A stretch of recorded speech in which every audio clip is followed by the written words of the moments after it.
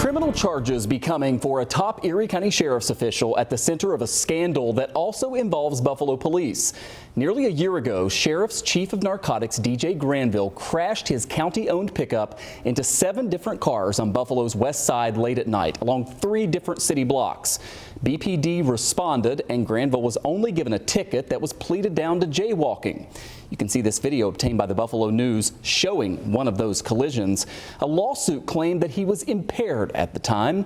BPD Internal Affairs has been investigating the actions of Buffalo police, but now Erie County's district attorney has appointed a special prosecutor in the Niagara County DA's office to now review this case. We want to get straight to attorney and legal analyst Barry Covert, who joins us live here tonight on Voices. Barry, great to see you. Good to see you. So I think one of the issues that a lot of people in the public had, we knew there was this internal affairs investigation going on with Buffalo police, but it didn't seem like the underlying issue was being investigated. Does this tell us that now you have an outside prosecutor who is looking at potential criminal charges here? I would absolutely think that he's looking at any charges against anyone involved in this if anything warrants charges being brought. Now he's going to be hampered by the fact that this is being investigated some 1 year after it occurred.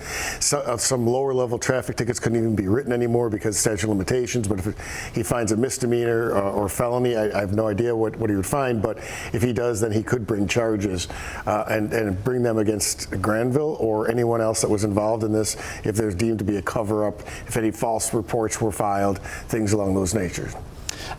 How difficult is it as a prosecutor, and you're usually on the other side as a defense attorney, right? But how difficult is it as a prosecutor or as an investigator to be picking up a case like this almost a year after it happened? Very, very difficult because you don't have contemporaneous witness statements. You're asking for people to recall what occurred a year ago. It wasn't really investigated, apparently. Just minimum charges. There could have been more traffic tickets written that day or the days after. So now the prosecutor is really going to be hampered, and so are the investigators going to be hampered by the fact that a year went by before they could really open this up and start trying to figure out what happened. So it's going to make it very difficult. Not impossible, but more difficult than if it was investigated the way it should have been that evening. Yeah. Finally, we've heard from so many members of the public who, believe this was special treatment, that this was not handled properly. What is the view in the legal community here in Western New York about this case and the reaction, I guess, now that at least a special prosecutor has been appointed? Yeah, I don't want to speak for other lawyers, but it's unusual. This was clearly something was going on here. Clearly, to have a relative come and handle the crime scene, to have no formal investigation as to whether he was impaired that evening, apparently, to have no witness statements taken, to have such minimal charges if he smashes into one car in one block or 2 cars, and then he leaves that scene and goes and hits some more cars.